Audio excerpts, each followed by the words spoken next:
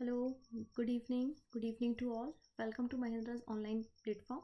महिंद्रा के official YouTube channel में मैं पूजा महिंद्रा आप लोगों का बहुत बहुत स्वागत करती हूँ। और आज की क्लास में हम बात करेंगे नॉर्थ अमेरिका के बारे में। ये हमारे अर्थ पर तीसरे नंबर का सबसे बड़ा महाद्वीप है, सबसे बड़ा कॉन्टिनेंट है। साथ ही साथ जनसंख्या के आधार पर ये चौथे नंबर का कॉन्टिनेंट है। इसके पहले मैं अफ्रीका और ऑस्ट्रेलिया के बारे में ऑलरेडी डिटेल में डिस्कस कर चुकी हूँ। अगर आप पुराना वीडियो देखना चाहते हैं तो आप महिंद्रा के ऑफिशियल यूट्यूब चैनल पर जाकर पुराने वीडियो देख सकते हैं। डेली शाम को 4 बजे मेरी क्लास होती है, आप सभी लोगों को पता तो चल ही गया होगा, जहाँ पे मैंने पॉलिटी और साइंस को डिटेल में डिस्कस किया है। और आज मैं बात करने वाली हूँ नॉर्थ अमेरिका के बारे में। धीरे धीरे हमें अपने वर्ल्ड के सारे कॉन्टिनेंट्स के बारे में, पूरे 7 कॉन्टिनेंट्स के बारे में, सातों महाद्वीप के बारे में बात करनी है। तो जो विद्यार्थी पहली बार हमारे साथ जुड़ रहे हैं जल्दी से चैनल को सब्सक्राइब कर लेंगे, जिससे अपकमिंग क्लासेस के नोटिफिकेशन मिल सके। साथ ही साथ लिंक को एक बार आप शेयर कर दो। तो सभी लोगों का पहले तो बहुत बहुत स्वागत है। आइए हम सेशन की शुरुआत करते हैं। क्लियर। तो आज हम बात करेंगे नॉर्थ अमेरिका के बारे में। आप मैप में देख सकते हो, ये जो नॉर्थ अमेरिका है ये हमारा 3rd नंबर का सबसे बड़ा कॉन्टिनेंट है। एरिया के हिसाब से तीसरा सबसे बड़ा कॉन्टिनेंट हमारा नॉर्थ अमेरिका है। क्योंकि फर्स्ट नंबर पे क्या आता है? फर्स्ट नंबर पे आता है हमारा एशिया और सेकेंड नंबर पे आता है अफ्रीका। तो 3rd नंबर पे कौन आता है? North America. लेकिन जनसंख्या के आधार पे ये 4th नंबर पे आता है, जनसंख्या के आधार पे चौथे नंबर पे आता है। आप देख सकते हैं नॉर्थ अमेरिका और नीचे है ये साउथ अमेरिका। ये है ग्रीनलैंड। ग्रीनलैंड दिखने में तो ऐसा लग रहा है कि नॉर्थ अमेरिका का हिस्सा है, लेकिन नहीं। अगर हम पॉलिटिकल पॉइंट ऑफ व्यू से बात करें तो ये जो ग्रीनलैंड है ये डेनमार्क का हिस्सा है।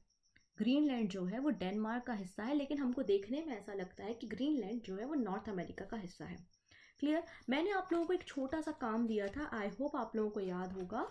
मैंने आप लोगों को कहा था कि खाली मैप आपको लेकर आना है। इस तरीके से हमने बात की थी कि आपको खाली मैप अरेंज करना है, जिससे आप इन सब चीज़ों को क्या कर सको, यहाँ पर फिल कर सको। क्योंकि अगर आप इससे पढ़ोगे तो आपको ज़्यादा अच्छे से चीज़ें याद होंगी। तो सभी लोग अपना अपना मैप निकाल लेंगे। जो मैप नहीं परचेस कर पाए वो कॉपी में आप रफली एक डायग्राम ड्रॉ कर सकते हैं नॉर्थ अमेरिका के बारे में। तो आइए सेशन की शुरुआत करते हैं हम नॉर्थ अमेरिका से। ये है हमारा उत्तरी अमेरिका, हमारा महाद्वीप।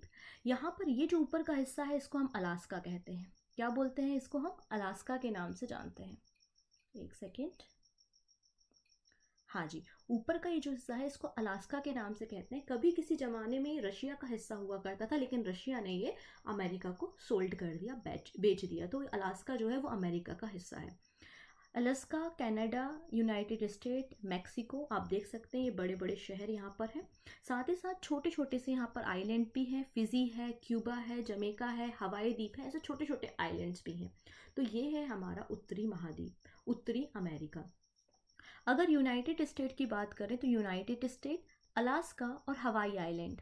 यूनाइटेड स्टेट, अलास्का और हवाई आइलैंड ये सभी मिला के अमेरिका का हिस्सा कहलाते हैं। लगभग 50 देश जो है वो अमेरिका के हिस्से हैं।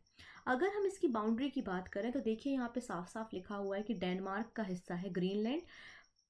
ज्योग्राफिकली देखने में लगता है नॉर्थ अमेरिका का हिस्सा है, लेकिन पॉलिटिकली किसका हिस्सा है? ये डेनमार्क का हिस्सा है। अब देखिए इस तरफ का जो पूरा रीजन है, ये पूरा रीजन जो है वो आपका पैसिफिक ओशियन का है, मतलब प्रशांत महासागर का है। पैसिफिक ओशियन मतलब प्रशांत महासागर। इस तरफ का जो पूरा एरिया है ये उत्तरी अटलांटिक का है, अटलांटिक महासागर है। ठीक है, अटलांटिक महासागर है। ये जो एरिया है यहाँ पे आप देख सकते हो मैक्सिको है, तो इसको गल्फ ऑफ मैक्सिको मतलब मैक्सिको की खाड़ी के नाम से जाना जाता है। क्या है ये? गल्फ ऑफ मैक्सिको मतलब मैक्सिको की खाड़ी है। ठीक है, ये वे ऑफ हडसन है। ये क्या है? हडसन की खाड़ी है, वे ऑफ हडसन के नाम से इसको जाना जाता है। अब देखिएगा, अगर अमेरिका की हम नॉर्थ अमेरिका की अगर हम बात करें तो ऊपर का हिस्सा जो है वो एशिया से सेपरेट हो रहा है। अगर आप ऊपर जाओगे तो एशिया महाद्वीप मिलता है। ऊपर जाओगे तो क्या मिलता है? क्योंकि दुनिया तो गोल है ना, ऊपर की तरफ जा रहे हो आप तो वहाँ पर आपको एशिया मिलता है। तो एशिया और नॉर्थ अमेरिका को सेपरेट करने के लिए यहाँ पर एक स्ट्रेट है, एक पास है, जिसको हम बेरिंग स्ट्रेट या बेरिंग सी के नाम से जानते हैं। ये क्वेश्चन आरआरबी एनटीपीसी में भी आया था और एसएससी सीजीएल में भी पूछा गया था कि बेरिंग सी, तो बेरिंग सी जो है वो एशिया को नॉर्थ अमेरिका से सेपरेट करने का काम करता है। साथ ही साथ पैसिफिक ओशियन को आर्कटिक सर्कल से, पैसिफिक ओशियन को आर्कटिक ओशियन से कनेक्ट करने का काम भी ये बेरिंग सी करता है। तो बेरिंग स्ट्रेट या बेरिंग पास जो है वो एशिया को अफ्रीका से सेपरेट कर रहा है। साथ ही साथ ये जो बेरिंग सी है को आर्कटिक सर्कल से, या फिर आप कह सकते हो कि प्रशांत महासागर को आर्कटिक सागर से कनेक्ट करने का काम बेरिंग सी करता है। बात क्लियर है? तो ऊपर का हिस्सा है बेरिंग सी। इसी बेरिंग सी से आपकी 180 डिग्री लाइन, जो कि आपकी इंटरनेशनल डे लाइन है, इंटरनेशनल डेट लाइन जो है वो 180 डिग्री से ही पास होती है यहाँ पर बेरिंग सी से। क्लियर? चलिए अगली अगर हम बात करें तो यहाँ पर जो नीचे है, देखिए नॉर्थ अमेरिका के जस्ट नीचे क्या है? साउथ अमेरिका है। तो नॉर्थ अमेरिका को साउथ अमेरिका से कनेक्ट करने का काम पनामा करती है। इंपॉर्टेंट है पनामा नहर, पनामा नहर बहुत इंपॉर्टेंट है। तो नॉर्थ अमेरिका को साउथ अमेरिका से कनेक्ट करने का काम पनामा नहर करती है। साथ ही साथ पैसिफिक ओशियन को अटलांटिक ओशियन से या फिर कैरेबियन सी से, ये जो वाला हिस्सा है इसको कैरेबियन सागर के नाम से जानता है, कैरेबियन सी के नाम से जाना जाता है। तो प्रशांत महासागर को कैरेबियन सागर से कनेक्ट करने का काम पनामा नहर करती है। साथ ही साथ नॉर्थ अमेरिका को साउथ अमेरिका से कनेक्ट करती है। तो आपको दो चीज़ें पता चल गई कि ऊपर बेरिंग स्टेट है, नीचे पनामा है, ये प्रशांत महासागर है, ये अटलांटिक महासागर है, ये गल्फ ऑफ मैक्सिको है, ये और बे ऑफ हडसन है, हडसन की खाड़ी है। इतनी चीज़ें पता चल गई। चलिए अब कुछ और बातें यहाँ पे हम सीख लेते हैं। सबसे पहली बात, यहाँ पर एक लाइन गई है, इस लाइन का नाम है 49 डिग्री चैनल। तो ये जो 49 डिग्री चैनल है वो कनाडा को यूनाइटेड स्टेट से सेपरेट करता है। क्या पता चला आपको कि ये 49 डिग्री चैनल जो है वो कनाडा को यूनाइटेड स्टेट से सेपरेट करता है, और ये क्वेश्चन कई बार आता है, कई बार पूछा गया क्वेश्चन है ये, ठीक है। इसके अलावा यहाँ पर एक और लाइन जाती है जिसका नाम है 100 डिग्री नॉर्थ। तो ये 100 डिग्री जो नॉर्थ है वो पूरे साउथ अमेरिका को, पूरे नॉर्थ अमेरिका को, पूरे उत्तरी अमेरिका को दो इक्वल पार्ट्स में डिवाइड करने का काम ही करती है। ठीक, कितनी चीज़ें। अगर हम बात करें सबसे अधिक बारिश कहाँ होती है, तो ये बे ऑफ हडसन है, जो हडसन की खाड़ी है कनाडा के आसपास, यहाँ पर सबसे अधिक बारिश अमेरिका में होती है। जैसे कि भारत में सबसे ज़्यादा बारिश कहाँ होती है? मासिमराम चेरापूंजी में होती है। ऐसे ही जो हमारा नॉर्थ अमेरिका है, उत्तरी अमेरिका है, सबसे ज़्यादा बारिश कहाँ होती है? बे ऑफ हडसन में होती है, हडसन की खाड़ी में होती है। ठीक है। अगली बात, अगर बात करें सबसे ड्राई प्लेस, जैसे कि भारत में अगर बात करें तो कच्छ, थार डेजर्ट, बारिश नहीं होती, तभी तो वो डेजर्ट है, तभी तो वहाँ पर 25 सेंटीमीटर से कम जहाँ पे बारिश होती है उसे रेगिस्तान बोलते हैं। तो ये जो मैक्सिको का रीजन है, इस मैक्सिको के रीजन में काफ़ी गर्म क्लाइमेट रहता है, काफ़ी गर्म जलवायु होती है, काफ़ी ड्राई प्लेस है। कैसा प्लेस है? काफ़ी ज़्यादा शुष्क स्थान है। तो यहीं पर आपको एक जगह मिलेगी कैलिफोर्निया, और कैलिफोर्निया में एक जगह है जिसका नाम है डेथ वैली। तो कैलिफोर्निया में क्या है? डेथ वैली है। दुनिया का सबसे ज़्यादा ड्राई प्लेस, दुनिया का सबसे ज़्यादा शुष्क प्लेस, सबसे ज़्यादा गर्म स्थान जो है वो डेथ वैली कैलिफोर्निया में है। तो आपको इसको याद रखना है। डेथ वैली कहाँ पर है? कैलिफोर्निया में, नॉर्थ अमेरिका में है। अब देखिए, जब मैंने कहा कि यहाँ पर मौसम थोड़ा सा गर्म रहता है, ड्राई रहता है, गर्म हवाएं चलती हैं, तो मैंने अफ्रीका के बारे में आपको बताया था कि अफ्रीका में भी गर्म हवाएं चल रही थी, और उन गर्म हवाओं को आपने हरमट्टन कहा था। जैसे कि भारत में गर्म हवाएं चलती तो उनको आप लू बोलते हैं, राइट। वैसे ही अफ्रीका में जब गर्म हवाएं चल रही थी तो उसको आपने हरमट्टन बोला। उसी प्रकार अगर हम नॉर्थ अमेरिका में बात करें तो नॉर्थ अमेरिका में जब यहाँ पे गर्म हवाएं चलती हैं, लो प्रेशर एरिया क्रिएट होता है, तो यहाँ पर कुछ चक्रवात आते हैं। इन साइक्लोन्स को यहाँ पर टॉर्नेडो या हरिकेन के नाम से जाना जाता है। क्या बोलते हैं इनको? हम टॉर्नेडो या हरिकेन के नाम से इनको जानते हैं। बात क्लियर है? जैसे कि हमने देखा था कि ऑस्ट्रेलिया में जो चक्रवात आते हैं, ऑस्ट्रेलिया में जो साइक्लोन आते हैं, उनको विली बिली कहा था, बिली बिली कहा था आपने। वैसे ही यहाँ पर जो साइक्लोन है, तूफान है, इनको हम क्या बोलते हैं? टॉर्नेडो या हरिकेन के नाम से जानते हैं। इतनी बातें क्लियर हैं? आप मैप में इनको बना पा रहे हैं? चलिए अगली बात हम यहाँ पर कर लेते हैं। देखिएगा, ऊपर है आर्कटिक सर्कल। आर्कटिक सर्कल मतलब जहाँ पर सूरज की रोशनी नहीं पहुँचती। जब वहाँ पर सूरज की रोशनी नहीं पहुँचती तो मौसम बहुत ठंडा रहता होगा, बर्फ आती होगी, तो वहाँ से जो हवाएं आएंगी वो ठंडी हवाएं आएंगी। तो यहाँ से कुछ हवाएं आती हैं, कुछ स्ट्रीम आती हैं, जिनको हम लेब्राडोर की ठंडी हवाएं कहते हैं। क्या बोल रहे हो आप इसको? लेब्राडोर की ठंडी हवाएं। नीचे यहाँ पे माहौल गर्म है, यहाँ से जो आती हैं वो गल्फ स्ट्रीम्स आती हैं जो कि गर्म हवाएं होती हैं। तो लेब्राडोर की ठंडी हवाएं आ रही हैं और यहाँ से गल्फ स्ट्रीम की गर्म हवाएं आ रही हैं। तो जहाँ पर ठंडी हवाएं और गर्म हवाएं आपस में मिल जाती हैं, वहाँ पर फिशिंग बहुत अच्छी होती है। जो रिप्रोडक्शन होता है फिश का वो बढ़ जाता है, तो मछली पालन बहुत अच्छे से किया जा सकता है। तो यहाँ पर एक जगह है, इस जगह का नाम है न्यू फाउलैंड। न्यू फाउलैंड। तो न्यू फाउलैंड जो है, न्यू फाउलैंड में जो है वो लेब्राडोर की ठंडी जलधाराएं और गल्फ स्ट्रीम की गर्म जलधाराएं मिलती हैं। तो आप यहाँ पे फिशिंग बहुत अच्छे से कर सकते हैं, मछली पालन बहुत अच्छे से हम कर सकते हैं। बातें क्लियर हो गई। तो मैंने क्या क्या बता दिया? मैंने बता दिया आपको कि ये हमारा उत्तरी अमेरिका है, एरिया के हिसाब से तीसरे नंबर का, जनसंख्या के हिसाब से चौथे नंबर का महाद्वीप है। इसमें हमने देखा कि अलास्का, यूनाइटेड स्टेट और हवाई आइलैंड को मिला के आपने अमेरिका कहा है। ये आपका बेरिंग स्ट्रेट था, ये आपका पनामा स्ट्रेट था, यहाँ पर कैलिफोर्निया था, यहाँ पर मेक्सिको, गल्फ ऑफ मेक्सिको था, यहाँ पर टॉर्नेडो आ रहे थे, हरिकेन आ रहे थे। ये न्यू फाउलैंड है और ये बे ऑफ हडसन है, ये 49 डिग्री है। इतनी बातें यहाँ पर हो गई। चलिए कुछ और बातें यहाँ पर हम कर लेते हैं।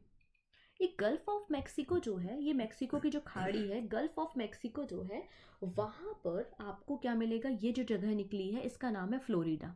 सुना होगा, हमेशा हमेशा न्यूज़ में रहता है कि भारत के पास जब हैवी सैटेलाइट लॉन्च करने के लिए कोई लॉन्चिंग व्हीकल नहीं था, तो हम जो है वो फ्लोरिडा के पास जाते थे और फ्लोरिडा से अपने सैटेलाइट को लॉन्च करते थे।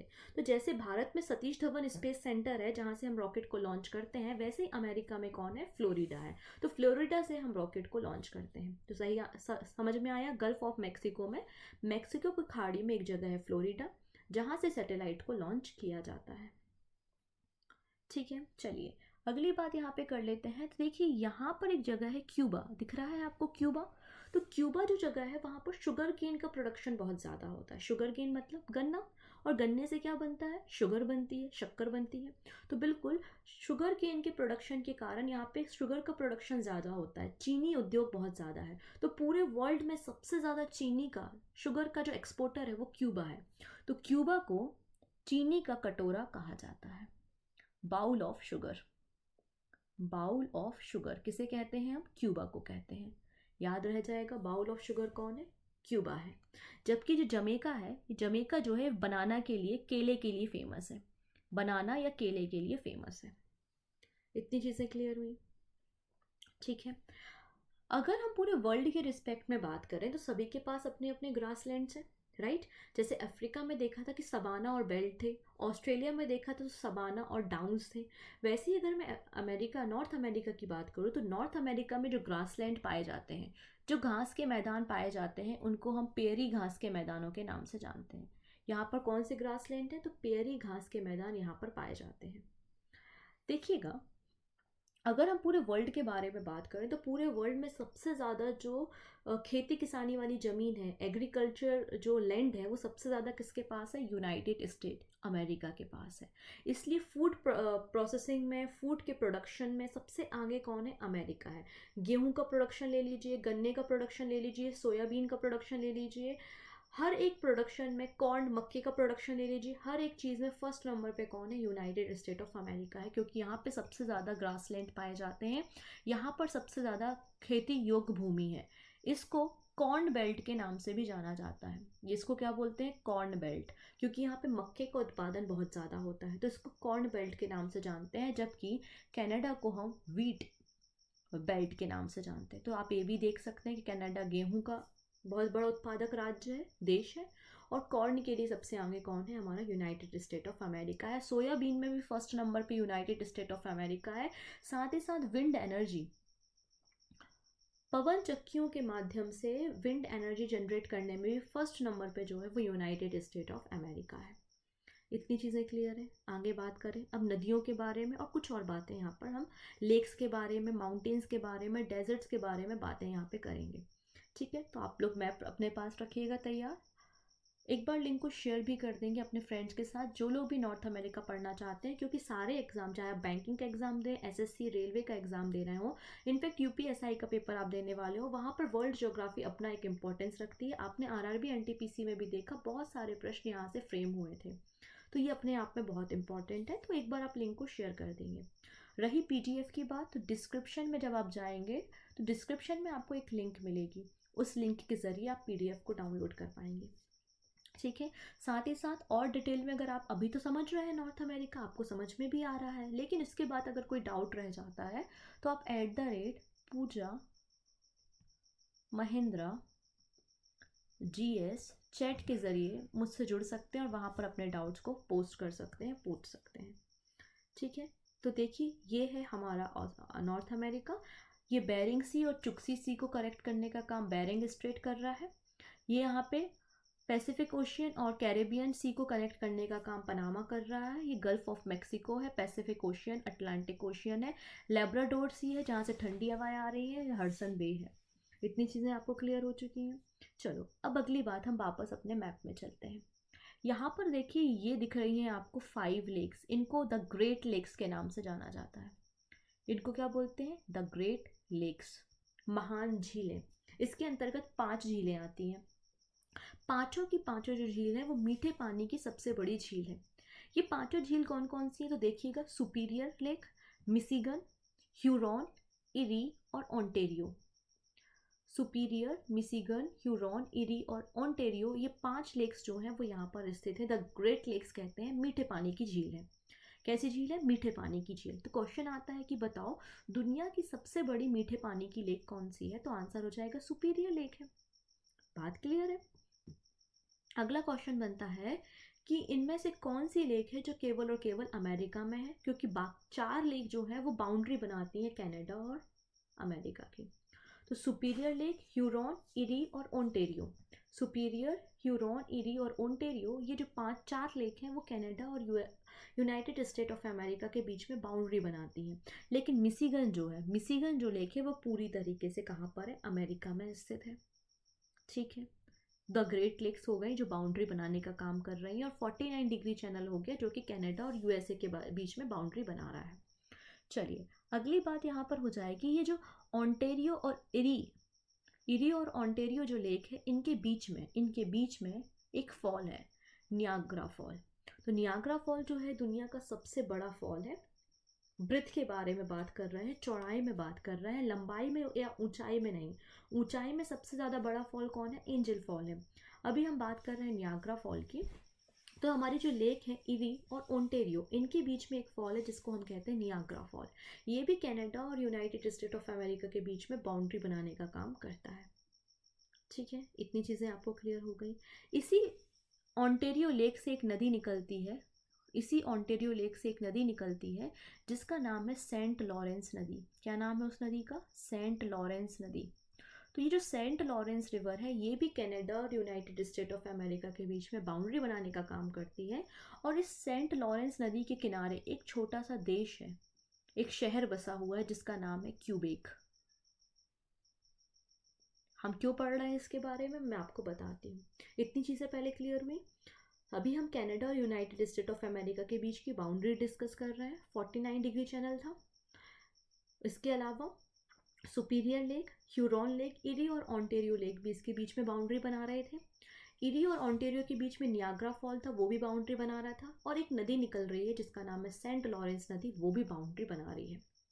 अब इस सेंट लॉरेंस नदी के किनारे है क्यूबेक। यहाँ पर पड़ता है क्यूबेक, यहाँ पर ये क्यूबेक। क्यूबेक जो है वो देश के अंदर देश, कंट्री विद इन कंट्री के नाम से जाना जाता है। ऐसा क्यों? क्योंकि पूरे कनाडा की अगर हम बात करें तो यहाँ पर इंग्लिश भाषा बोली जाती है, राइट। लेकिन क्यूबेक एक ऐसी जगह है जहाँ पे फ्रेंच बोली जाती है। क्या बोली जाती है? फ्रेंच। मतलब पूरा एक देश, बड़ा सा देश जिसके अंदर इंग्लिश और बीच में कोई एक जगह है जहाँ पे फ्रेंच बोली जा रही है। तो देश के अंदर देश, कंट्री विद इन कंट्री जो है वो क्यूबेक को कहते हैं, और वो सेंट लॉरेंस नदी के किनारे है। ठीक है, चलिए अगली अगर हम बात करें तो यहाँ पर एक जगह है जिसका नाम है न्यूयॉर्क सिटी। हर कोई जानता है इसको। यूनाइटेड नेशन का मुख्यालय भी जो है वो न्यूयॉर्क सिटी में है। अमेरिका का सबसे बड़ा पोर्ट, सबसे बड़ा बंदरगाह जो है वो न्यूयॉर्क सिटी है। पूछा जाता है बताओ ये किस नदी के किनारे स्थित है?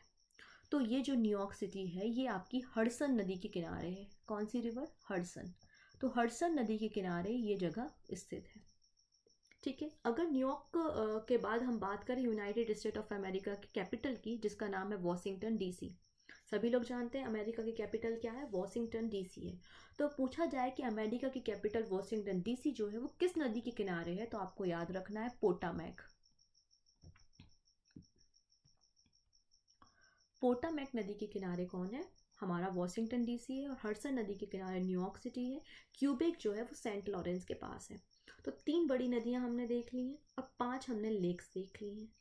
आइए अब हम थोड़ा सा और डिटेल में बात करेंगे। इतनी चीज़ें क्लियर हो गई, बाउंड्रीज आपको क्लियर हो गई, ठीक है। अच्छा, यहाँ पर कनाडा में यहाँ पर एक जगह है जिसका नाम है वैंकूवर। सुना होगा आप लोगों ने, वैंकूवर आइलैंड। वैंकूवर जो आइलैंड है वो फेजर नदी के किनारे है। वैंकूवर आइलैंड जो है वो फेजर नदी के किनारे है। अब वैंकूवर आइलैंड आपने कहाँ पर सुना होगा? आपने जब मॉडर्न हिस्ट्री पढ़ी होगी, जब आप लोग ने इतिहास पढ़ा होगा, तो वहाँ पर आरआरबी एनटीपीसी में पूछा भी गया था कामागाटा मारू। तो गाटा मारू जो प्रकरण है उससे संबंधित है हमारा वैंकूवर। कामागाटा मारू बेसिकली एक जापानी जहाज था। उस जापानी जहाज में कुछ लोग बैठकर जो है वो कहाँ आ रहे थे? कनाडा, वैंकूवर आइलैंड पहुंचे। लेकिन कनाडा में उनको एंट्री देने से मना कर दिया और उनको वापस रिटर्न कर दिया और वापस वो कलकत्ता पोर्ट पहुंच गए, जहाँ पे काफ़ी हिंसा हुई, मारपीट हुई।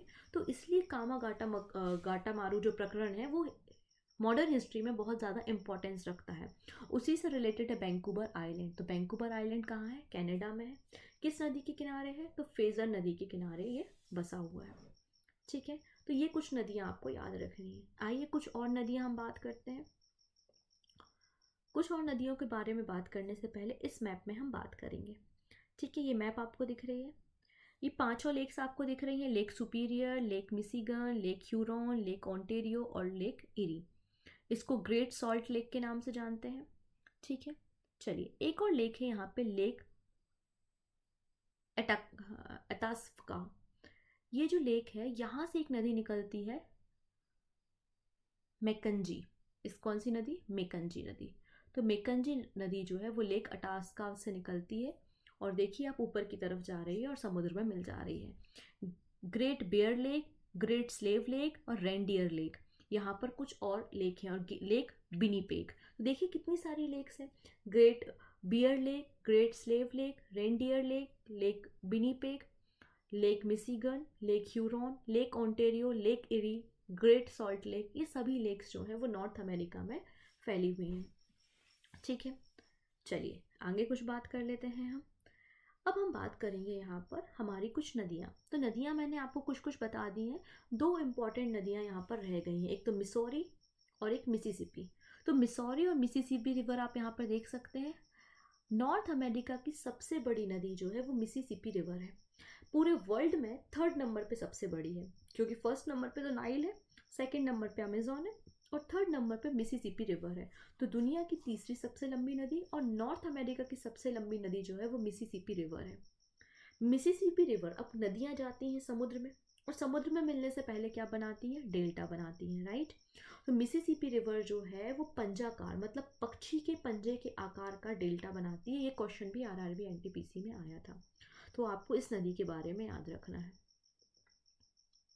यहाँ पर एक और नदी बह रही है, चर्चिल रिवर, ठीक है। चर्चिल रिवर भी हम याद कर सकते हैं, ठीक है।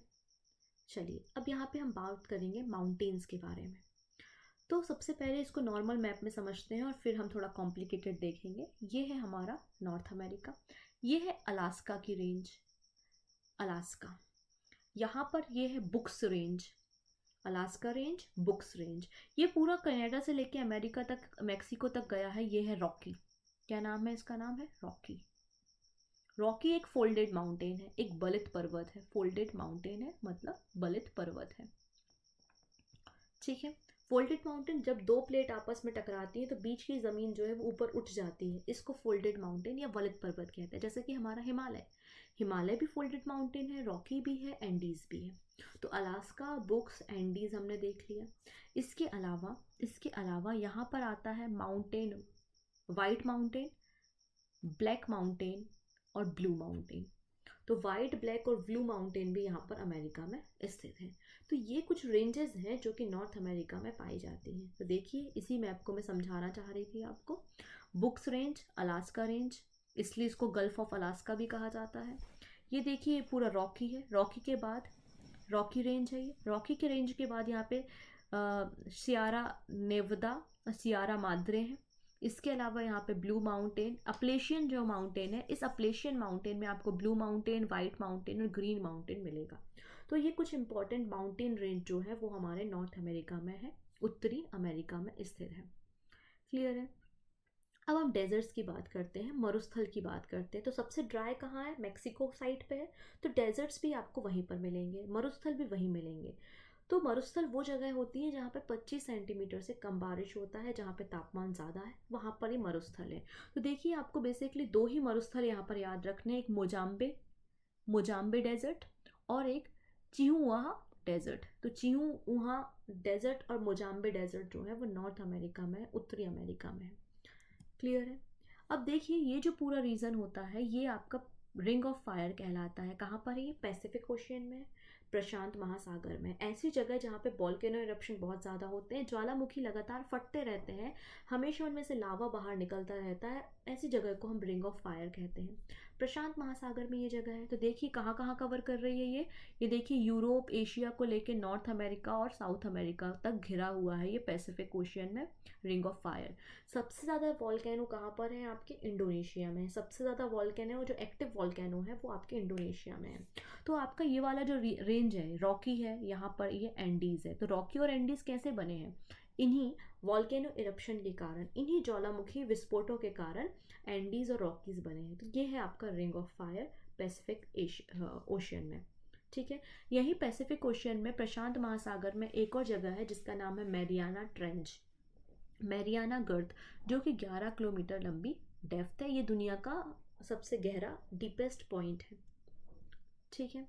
आइए अब बात करते पनामा कैनल के बारे में, जो कि मैं ऑलरेडी कर चुकी हूँ, कि नॉर्थ अमेरिका को साउथ अमेरिका से कनेक्ट करता है। साथ ही साथ पैसिफिक ओशियन को कैरेबियन सी से भी कनेक्ट करने का काम पनामा नहर करती है। तो आपको पनामा नहर भी पता चल गई, तो बेरिंग स्ट्रेट भी पता हो गया और पनामा नहर भी पता हो गई। बात क्लियर है। अब ग्रासलैंड्स के बारे में बात करते हैं। तो मैंने आपको बता दिया नॉर्थ अमेरिका में पेरी घास के मैदान पाए जाते हैं, ऑस्ट्रेलिया में सवाना और डाउन्स है, यूरोप एशिया में जो है वो स्टेपीज पाए जाते हैं, अफ्रीका में सवाना और बेल्ट्स हैं, और अगर हम साउथ अमेरिका की बात करें तो कंपास, पंपास, लानोस, सेल्वास, ये सारे साउथ अमेरिका में ग्रासलैंड पाए जाते हैं। जबकि यहाँ पे न्यूजीलैंड है, न्यूजीलैंड में कैंटेबरी का मैदान पाया जाता है। तो ये इंपॉर्टेंट ग्रासलैंड है जहाँ से एग्जाम में प्रश्न बन सकते हैं। ठीक है। तो आइए हम बात करते हैं उत्तरी अमेरिका के बारे में। उत्तरी अमेरिका तीसरा सबसे नंबर बड़ा महाद्वीप है, जिसकी खोज कोलंबस ने की थी 1492 में। 1492 में कोलंबस ने जो है वो उत्तरी अमेरिका की खोज की थी, इसलिए इसको नई दुनिया का महाद्वीप कहा गया, the continent of the new world. ठीक है, नॉर्थ अमेरिका। अब कुछ और फैक्ट्स देख लेते हैं। तो मैंने आपको बताया सराउंडेड है Arctic Ocean in the north, Atlantic Ocean in the east, Pacific Ocean in the west. ठीक है। जो उत्तरी अमेरिका के साइड में छोटे छोटे से आइलैंड्स हैं उनको मिला के हम वेस्ट इंडीज कहते हैं। ठीक। पनामा नहर हमने देख लिया कि साउथ अमेरिका और नॉर्थ अमेरिका को कनेक्ट करने का काम करता है, और बेरिंग स्ट्रेट जो है वो एशिया को नॉर्थ अमेरिका से सेपरेट करता है, या अलास्का को रशिया से सेपरेट करता है। बेरिंग स्ट्रेट क्या करता है? अलास्का को रशिया से सेपरेट करता है। 49 डिग्री चैनल जो है वो यूएसए और कनाडा को अलग अलग करता है, उनके बीच में बाउंड्री बनाता है। साथ ही साथ द ग्रेट लेक्स और सेंट लॉरेंस नदी भी जो है यहाँ पर बाउंड्री बनाने का काम कर रही है, जो कि हमने देखा, डिस्कस कर लिया इतनी चीज़ें। जो बातें इतनी देर में डिस्कस की वो सारी यहाँ पर लिखी हुई हैं, तो आप इनको आराम से दोबारा देख सकते हैं, पढ़ सकते हैं। ठीक है। पीडीएफ भी आपको मिल जाएगी, तो आप डिस्क्रिप्शन से पीडीएफ को डाउनलोड कर पाएंगे। अगर आपको वीडियो अच्छा लग रहा है, आपके काम का लग रहा है, तो एक बार लिंक को शेयर भी कर देंगे। ठीक है। अगला है Mount Mackenzie is the highest peak of the North America situated in the Alaska and it is the active volcano। याद आया सबसे ऊपर का जो रीजन था अलास्का था, यहाँ पे अलास्का की रेंज थी और यहाँ पे बुक्स की रेंज थी। तो अलास्का की जो हाईएस्ट पीक है वो है माउंट मैकेंजे, और माउंट मैकेंजे जो है वो नॉर्थ अमेरिका की भी सबसे ऊंची पीक है। साथ ही ये एक्टिव वॉल्केनो भी है, क्योंकि देखो ना रिंग ऑफ फायर जो भी मैंने दिखाया था उसी में हिस्से में आ रहा है। तो रिंग ऑफ फायर के हिस्से में आ रहा है मैकेंजे, और मैकेंजे जो है वो अलास्का की सबसे ऊंची चोटी है, साथ ही साथ नॉर्थ अमेरिका की भी सबसे ऊंची चोटी है। प्रमुख नदियां मैंने बता दी है, फ्रेजर नदी है, मैकेंजी है, चर्चल है, सेंट लॉरेंस है, मिसिसिपी है। ठीक है। ये इंपॉर्टेंट नदियां हैं। पोटामैक है, इसके अलावा हडसन नदी है। ये सभी नदियां जो है वो उत्तरी अमेरिका में बहने वाली नदी है, लेकिन उत्तरी अमेरिका की सबसे बड़ी नदी जो है वो मिसिसिपी रिवर है। लेक्स तो बहुत सारी लेक्स हैं यहाँ पर, Great Bear Lake, Great Slave Lake, Athabasca Lake, Reindeer Lake, Winnipeg Lake, Superior, Huron, Erie, Michigan, Ontario Lake यहाँ पर काम करती है। सबसे बड़ी फ्रेश वाटर लेक कौन सी है? सुपीरियर झील, जो कि दुनिया की सबसे बड़ी ताजे पानी की झील है। अगर भारत की बात करें तो भारत की सबसे बड़ी ताजे पानी की झील जो है वो बुलर लेक है, जम्मू एंड कश्मीर में। तो ये भी आपको याद हो गया यहाँ से। ठीक, अगली बात, विश्व प्रसिद्ध नियाग्रा फॉल जो है वो इरी और ओंटारियो के बीच में है। कनाडा और यूएसए के बीच में बाउंड्री बनाने का काम ये नियाग्रा फॉल करता है। भारत का नियाग्रा कौन है? तो आपको कमेंट सेक्शन में मुझे बताना है कि भारत का नियाग्रा फॉल किसे कहा जाता है। भारत का नियाग्रा फॉल किसे कहा जाता है और किस नदी पर है, आपको मुझे कमेंट करके बताना है। कमेंट करना नहीं भूलेंगे, ठीक है। अगली बात करते हैं, ठीक है। अगली क्या बात हो जाएगी यहाँ पे कि फ्लोरिडा, तो गल्फ ऑफ मैक्सिको में जो है वो फ्लोरिडा है, और फ्लोरिडा जो है वो यहाँ पर सैटेलाइट लॉन्चिंग पैड है, ठीक है। जैसे कि हमारा सतीश धवन है वैसे यहाँ पर फ्लोरिडा है। आगे बात करते हैं, तो मैंने बताया था न्यू फाउंडलैंड के बारे में। यहाँ पर लेब्राडोर की ठंडी जलधाराएं और गल्फ स्ट्रीम की गर्म जलधाराएं मिलती हैं, तो बिल्कुल प्रोडक्शन के लिए बहुत अच्छा है। साथ ही साथ अगर मेजर क्रॉप्स देखें हम नॉर्थ अमेरिका की, तो वीट और मेज है, साथ ही साथ कॉटन भी यहाँ पर होता है। पेरी घास के मैदानों को कॉर्न बेल्ट कहा जाता है, जो कि यूएसए में पाया जाता है। तो यूएसए को मैंने कॉर्न बेल्ट कहा था, जबकि कनाडा को मैंने व्हीट बेल्ट आपको समझाया था। बात क्लियर हो गई। क्यूबा, तो क्यूबा में शुगर केन का प्रोडक्शन ज़्यादा होता है, इसलिए इसको sugar bowl of the world कहा था। जमैका में केला ज़्यादा होते हैं, ये भी हमने डिस्कस किया था। अब यहाँ पे ट्राइब्स देख लेते हैं, कौन कौन सी जनजातियाँ पाई जाती हैं नॉर्थ अमेरिका रीजन में मेजरली। जैसे कि अफ्रीका में हमने देखा था जुलू है, बद्दू है, पिग्मी है, बुशमैन है, वैसे यहाँ पर रेड इंडियंस, एस्किमो और इन्यूट्स, रेड इंडियंस, एस्किमो और इन्यूट्स नाम की ट्राइब जो है वो नॉर्थ अमेरिका में पाई जाती है, ठीक है। अब यहाँ पे मैंने बता दिया है कि अमेरिका में अलास्का और हवाई द्वीप के साथ 50 राज्यों से मिलकर America United state of America बना है। अब अमेरिका में देखिए, अमेरिका में कुछ जगह है, बहुत इंपॉर्टेंट एक जगह है अमेरिका में जिसका नाम है डेट्रॉइट। डेट्रॉइट बेसिकली जो ऑटोमोबाइल इंडस्ट्रीज होती है, कार इंडस्ट्रीज होती है, उसके लिए फेमस जगह होती है डेट्रॉइट, अमेरिका में, यूएसए में। तो भारत का डेट्रॉइट किसे कहते हैं? तो ये बात भी आप कमेंट करके बताओगे। दो क्वेश्चन आपके पास हो गए, पहले भारत का नियाग्रा फॉल किसे कहते हैं, दूसरा भारत का डेट्रॉइट किसे कहते हैं। तो डेट्रॉइट वो जगह होती है जिसको, जहाँ पे car industries, motor, automobile industries develop होती हैं। तीसरी बात, इसी यूएसए में, इसी अमेरिका में एक और जगह है, California, San Francisco, San Francisco, जिसको हम सिलिकॉन वैली के नाम से जानते हैं। Software development, computer application development के लिए बहुत ही फेमस जगह है सैन फ्रांसिस्को। तो भारत की सिलिकॉन वैली किसे कहते हैं, ये बात भी आप कमेंट करोगे।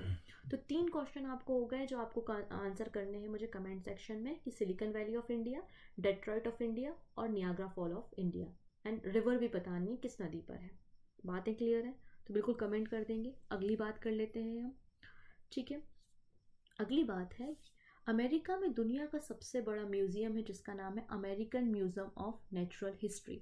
साथ ही साथ दुनिया का सबसे बड़ा जो हमारा नेशनल पार्क है वो भी अमेरिका में है, वुड बफेलो नेशनल पार्क, ठीक है। ये भी आपको याद रखना है। साथ ही साथ अगर हम वर्ल्ड के पहले नेशनल पार्क की बात करें तो वर्ल्ड का पहला जो नेशनल पार्क था वो है येलो स्टोन नेशनल पार्क, और येलो स्टोन नेशनल पार्क भी कहाँ है, अमेरिका में। और भारत का पहला नेशनल पार्क है हेली, जिसको हम आजकल जिम कार्बेट के नाम से जानते हैं, 1936 में बना था, वो भारत का है। तो वर्ल्ड का है येलो स्टोन, जो कि अमेरिका में है। ये बातें भी आपके ऐड हो गई। तो यहाँ पे देखिए, ये मैंने आपकी मदद के लिए एक छोटी सी लिस्ट बनाई है। इस लिस्ट को आपको ऐसे के ऐसे ही याद कर लेना है। क्या क्या, कि एशिया की सबसे बड़ी नदी जो है वो यांगतेज रिवर है, जो कि चाइना में बहती है। हाईएस्ट पीक जो है वो माउंट एवरेस्ट है, और सबसे बड़ी झील जो कि एशिया में है वो कैस्पियन सी है, कैस्पियन सागर है। अफ्रीका की बात करें तो अफ्रीका की सबसे लंबी नदी नाइल है। सबसे बड़ा शिखर जो है वो माउंट किलिमंजारो है, तंजानिया में था। और सबसे बड़ी मीठे पानी की लेक जो है वो विक्टोरिया है। उत्तरी अमेरिका की बात कर रहे हैं, मैंने बता दिया है, मिसिसिपी रिवर यहाँ पर सबसे बड़ी नदी है। माउंट मैकिनले जो कि अलास्का की सबसे बड़ी रेंज है, और सुपीरियर लेक जो कि दुनिया की सबसे बड़ी लेक है। दक्षिण अमेरिका की बात करेंगे हम अगले कभी सेशन में। दक्षिण अमेरिका की सबसे बड़ी नदी अमेजन है, और यहाँ का सबसे ऊंचा पर्वत शिखर है अकांकागुआ, और लेटोगा जो है यहाँ पे सबसे बड़ी लेक है। यूरोप की सबसे बड़ी नदी है वोल्गा रिवर। माउंट एलब्रुस यहाँ पर जो है सबसे बड़ा शिखर है, और आयर यहाँ पर लेक है, आयर लेक। ऑस्ट्रेलिया में हमने बात की थी, मार्ले और डार्लिंग रिवर यहाँ पर है। अंटार्कटिका में विंसन मोस्विक सबसे ऊंचा पर्वत शिखर है। इनके बारे में भी हम अपकमिंग क्लासेस में बात करेंगे। बातें क्लियर हो गई? अगर बातें क्लियर हो गई हैं तो आइए इन प्रश्नों का आंसर करना है आपको चैट सेक्शन में फटाफट। ठीक है, पहला क्वेश्चन है, विच of the following straight separated north America from Asia? North America को एशिया से या फिर रशिया को अलास्का से सेपरेट करने का काम कौन करता है? Bering Strait, Cabot Strait, Strait of Canso या फिर चेबू स्ट्रेट? तो अभी अभी थोड़ी देर पहले हमने डिस्कस किया था कि बेरिंग सी को चुक्सी सागर से या प्रशांत महासागर को आर्कटिक सी से कनेक्ट करने का काम बेरिंग स्ट्रेट करता है। साथ ही साथ नॉर्थ अमेरिका को एशिया से या फिर रशिया को अलास्का से सेपरेट करने का काम बेरिंग स्ट्रेट करता है। तो बिल्कुल सही आंसर हो जाएगा ऑप्शन नंबर ए। क्लियर है? अगला देखते हैं, Which of the following latitude form the boundary between the two big countries USA and Canada? USA और कनाडा के बीच में बाउंड्री कौन बनाता है? 45 डिग्री चैनल, 46, 47 या 49? जल्दी से कमेंट सेक्शन में बताइए। तब तक मैं बता देती हूँ कि 10 डिग्री चैनल जो है वो अंडमान को निकोबार से सेपरेट करता है। 10 डिग्री चैनल जो है वो अंडमान को निकोबार से सेपरेट करता है। आई होप आप लोगों ने आंसर कर दिया होगा, और सही आंसर क्या है? 49 डिग्री चैनल। तो 49 डिग्री चैनल जो है वो यूएसए और कनाडा के बीच में बाउंड्री बनाता है। नेक्स्ट क्वेश्चन देखेंगे हम, which of the following lakes act as a dividing line between the USA and Canada? USA और कनाडा के बीच में डिवाइडिंग रेंज की तरह काम कौन करता है? Athabasca Lake and the Reindeer Lake, Great Lakes and the Saint Lawrence River, Erie Lake and Ontario Lake, Superior Lake and Huron Lake? कौन सी चीज़ है जो यूएसए और कनाडा के बीच में बाउंड्री बनाती है? तो जल्दी से कमेंट सेक्शन में आंसर करेंगे, साथ ही साथ लिंक को शेयर करेंगे और वीडियो को लाइक करना नहीं भूलेंगे। पीडीएफ आपको डिस्क्रिप्शन में लिंक मिलेगी, उसके ज़रिए आप डाउनलोड कर पाएंगे। तो बिल्कुल जो हमारी ग्रेट लेक्स हैं, हमारी 5 बड़ी लेक्स हैं और सेंट लॉरेंस रिवर, ये सारी चीज़ें जो है वो यूएसए को कनाडा से सेपरेट करती हैं। तो बिल्कुल सही आंसर क्या हो जाएगा? Option number B. क्लियर है? चलो अगली बात कर लेते हैं। तो हम अगला है हमारा, which of the following is the highest peak as well as the active volcano of the North America? तो नॉर्थ अमेरिका की सबसे ऊंची चोटी और एक्टिव वॉल्केनो कौन सा है? देखिए, रिंग ऑफ फायर हमने समझाया था, यहाँ पर रॉकी है, अलास्का है, और अलास्का की सबसे ऊंची चोटी है माउंट मैकिनले, जो कि नॉर्थ अमेरिका की हाईएस्ट पीक भी है और एक्टिव वॉल्केनो भी है। तो सही आंसर क्या हो जाएगा? Option number C, Mount McKinley.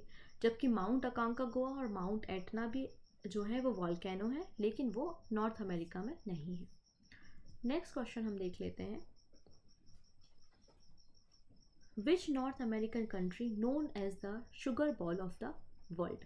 सबसे बड़ा चीनी का उत्पादक देश कौन सा है? क्यूबा, कनाडा, यूएसए या फिर मैक्सिको? क्यूबा, कनाडा, यूएसए या फिर मैक्सिको? चलिए इसे आंसर कर देना है। तो बिल्कुल सही आंसर क्या हो जाएगा यहाँ पर? क्यूबा। क्यूबा को sugar bowl of the world कहा जाता है। नेक्स्ट क्वेश्चन है, विच of the following type of grassland found in the North America? North America में किस प्रकार के घास के मैदान पाए जाते हैं? सवाना, पेरी, स्टेपीज या फिर मीडोज? तो बिल्कुल हमने अभी अभी ग्रासलैंड्स के बारे में चर्चा की। अलग अलग एरिया में अलग अलग ग्रासलैंड पाए जाते हैं, लेकिन सबसे ज़्यादा जो ग्रासलैंड है वो अमेरिका में पाए जाते हैं। इसलिए खाद्यान्न में, प्रोडक्शन में सबसे आगे जो है वो नॉर्थ अमेरिका ही है। तो बिल्कुल सही आंसर हो जाएगा यहाँ पे पेरी। पेरी को हम कॉर्न बेल्ट के नाम से भी जानते हैं, जैसा कि मैंने आपको थोड़ी देर पहले यहाँ पे चर्चा भी किया था। ठीक है ना, पेरी घास के मैदान। आइए तो यहाँ पे अंत में बात कर लेते हैं कुछ इंपॉर्टेंट फैक्ट्स के बारे में। मैं अपने आप को हाइड कर लेती हूँ यहाँ पे। जल्दी से इंपॉर्टेंट फैक्ट्स रिवाइज कर लेते हैं और फिर क्लास को ओवर करेंगे हम। तो फैक्ट्स क्या कहते हैं नॉर्थ अमेरिका के बारे में, कि उत्तरी अमेरिका में 5 समय क्षेत्र हैं। टाइम जोन कितने हैं? 5 है। जबकि ऑस्ट्रेलिया में कितने टाइम जोन थे? तो ऑस्ट्रेलिया में 3 टाइम जोन थे। अफ्रीका में 6 टाइम जोन थे और नॉर्थ अमेरिका में 5 टाइम जोन हैं। ठीक है, हर प्रकार की जलवायु यहाँ पर पाई जाती है। इसकी खोज कोलंबस ने की थी 1492 में की थी। इसको नई दुनिया का महाद्वीप कहा जाता है। दुनिया के 7 महाद्वीपों में उत्तर अमेरिका का जनसंख्या घनत्व या फिर पॉपुलेशन डेंसिटी जो है वो 22.9 प्रति वर्ग किलोमीटर है। जनसंख्या के हिसाब से चौथे नंबर का सबसे बड़ा कॉन्टिनेंट है। दुनिया की सबसे बड़ी ताजे पानी की झील सुपीरियर लेक है। साथ ही साथ दुनिया की तीसरी सबसे लंबी नदी और नॉर्थ अमेरिका की सबसे लंबी नदी जो है वो मिसिसिपी रिवर है, जिसकी लंबाई 3778 किलोमीटर के आसपास पड़ती है। ठीक, अगली बात कर लेते हैं। अगर हम दूसरे देशों के साथ कंपेयर करते हैं नॉर्थ अमेरिका को, तो नॉर्थ अमेरिका में जो व्यक्ति रहते हैं उनकी पर कैपिटल इनकम सबसे ज़्यादा है।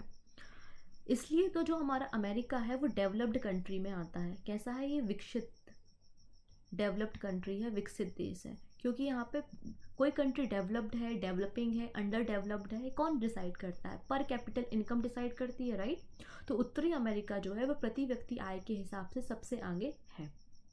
दुनिया की सबसे बड़ी अर्थव्यवस्था भी हमारा नॉर्थ अमेरिका है, ठीक है। The world largest economy is the USA is a part of the North America. दुनिया का सबसे बड़ा उत्पादक मक्के का और सोयाबीन का उत्तरी अमेरिका है। क्यूबा हमने देख लिया, क्यूबा दुनिया में सबसे बड़ा चीनी का उत्पादक है, इसलिए इसको चीनी का कटोरा कहा जाता है। दुनिया का सबसे छोटा आउल, उल्लू, एल्फ, द एल्फ, इसी कॉन्टिनेंट में, इसी महाद्वीप में मिलता है। तो एल्फ कहाँ मिलता है? तो एल्फ क्या है? सबसे पहले दुनिया का सबसे छोटा उल्लू जो है वो एल्फ है। कहाँ मिलता है? नॉर्थ अमेरिका में मिलता है। बातें क्लियर हो गई। तो हमने कुछ एमसीक्यू भी देखे और नॉर्थ अमेरिका को हमने डिटेल में डिस्कस किया। आई होप आप लोगों को समझ में आया होगा। आप लोगों ने मैप में जो है वो सारी चीज़ें फिल भी कर ली होंगी, ठीक है। ऐसे ही इंपॉर्टेंट सेशन के साथ हम आगे भी आपसे मिलेंगे। तो हमारे चैनल को सब्सक्राइब कर लो, जिससे अपकमिंग क्लासेस के नोटिफिकेशन मिल सके आपको। पीडीएफ डिस्क्रिप्शन से डाउनलोड करेंगे। डेली शाम को 4 बजे मेरी क्लास होती है और अगला कॉन्टिनेंट होगा हमारा साउथ अमेरिका, जिसको हम बहुत जल्दी आगे वाले समय में डिस्कस करेंगे। तब तक के लिए thank you, take care and bye bye.